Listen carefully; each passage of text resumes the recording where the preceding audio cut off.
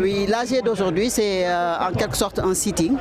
Donc nous avons demandé aux travailleurs de Sonatel de se mobiliser autour du scandale.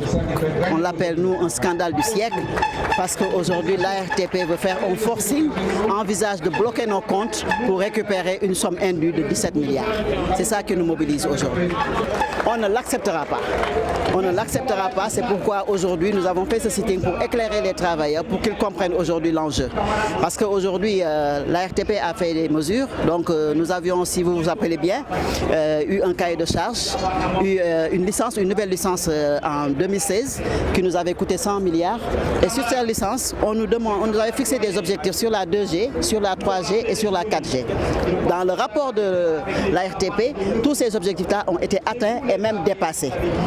Le directeur de l'ARTP a pris unilatéralement une nouvelle décision pour nous demander maintenant de faire une couverture territoire, ce que nous ne pouvons pas faire. Donc, et aujourd'hui, il a fait des mesures relatives à ce nouvel objectif. Et aujourd'hui, comme je l'ai dit, nous ne pouvons pas l'atteindre. Et sur ça, il nous fait ces mesures donc ne correspondent pas à ce que nous pouvons faire. Et voilà qu'il nous taxe 16 milliards 727 000, etc. en disant que ça représente 3% du chiffre d'affaires. Nous considérons que c'est faux.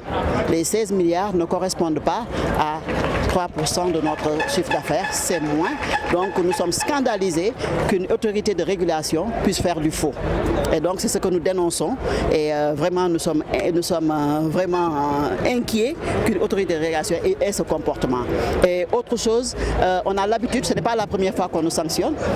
À plusieurs reprises, les DG de la RTP qui sont passés ont eu à nous sanctionner, mais toujours autour de la table, nous avons eu à nous défendre parce qu'il y a un processus. Quand la RTP inflige une sanction, qui fait ses mesures, il fait un rapport qu'il transmet aux opérateurs. Et les opérateurs ont un droit de réponse. Et donc, à chaque fois, nous l'avons fait. Nous avons fait et à plusieurs reprises, quand nous nous défendons, les tarifs ont baissé, et parfois même ont été annulés. Mais ce nouveau DG qui est là refuse le dialogue, refuse de se mettre autour de la table pour échanger avec les gens.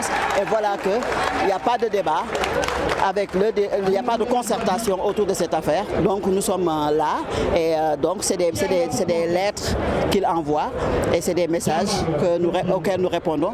Et jusqu'à présent, il n'y a pas de négociation autour de la table. Donc nous avons fait des recours, nous avons fait le recours gracieux. Le recours gracieux ne veut pas dire qu'on demande pardon, c'est un recours où on défend point par point, on donne nos arguments pour nous défendre. C'est ça le recours gracieux, nous l'avons déposé au niveau de la RTP. Personne aujourd'hui n'ose nous dire qu'il y a une existence dans ce pays, une entreprise qui fait mieux que Sonatel du point de vue apports sociaux, du point de vue contribution économique, du point de vue engagement vis-à-vis à l'insertion des jeunes, du point de vue apport par rapport effectivement à tous nos fournisseurs et sur d'autres aspects sur lesquels je n'aurai pas le temps de revenir. Donc comprenez aujourd'hui que Sonatel est un bien commun et ce bien commun, nous le personnel, on acceptera particulièrement les cadres, on n'acceptera jamais que Sonatel soit mis à terre effectivement pour des raisons non justifiées.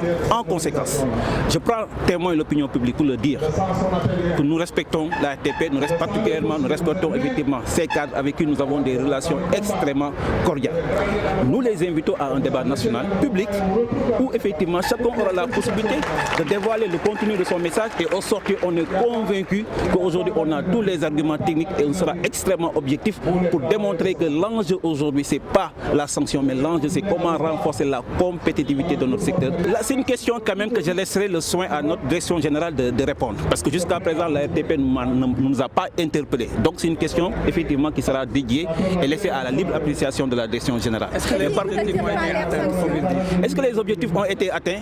Mais sans aucun doute vous confirmerez effectivement avec moi. Si chacun, je suggère plutôt aux Sénégalais d'arrêter effectivement de se limiter à certaines personnes, de se limiter uniquement à des déclarations. Le cahier de charges qui a été signé avec la RTP est disponible. C'est un cahier de charges qui a été signé en 2006 avec des objectifs clairement présentés. Les résultats aujourd'hui que nous avons monde et que nous continuons de communiquer sont des résultats qui sont extrêmement faibles. Si vous-même vous prenez le soin de faire une étude comparative et objective du référentiel qui est relatif au cahier des charges par rapport aux objectifs retenus, la conclusion est très simple. Nous sommes au-delà de ce qui nous avait été assigné. Il n'y a aucun doute là-dessus. Et s'ils ne retirent pas leurs sanctions, quand elles vont faire? Mais s'ils ne retirent pas aujourd'hui l'amende de leurs sanctions, la raison est très simple. Je pense quand même c'est un bien commun que nous partageons tous. Ils n'ont pas intérêt effectivement à mettre à terre notre organisation qui constitue quand même une préoccupation très forte pour nous tous. S'ils ne retirent pas leur plainte, nous allons continuer effectivement à nous faire entendre au niveau de toutes les instances appropriées. On veut bien, mais le DG de la RTP, qu'on considère comme un dictateur, un mégalomane, n'accepte pas de s'asseoir avec les autorités et des opérateurs pour pouvoir faire ce dialogue. C'est ça le problème.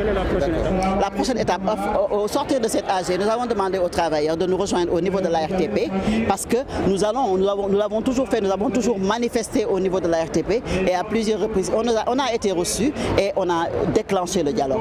Donc c'est ce que nous allons faire.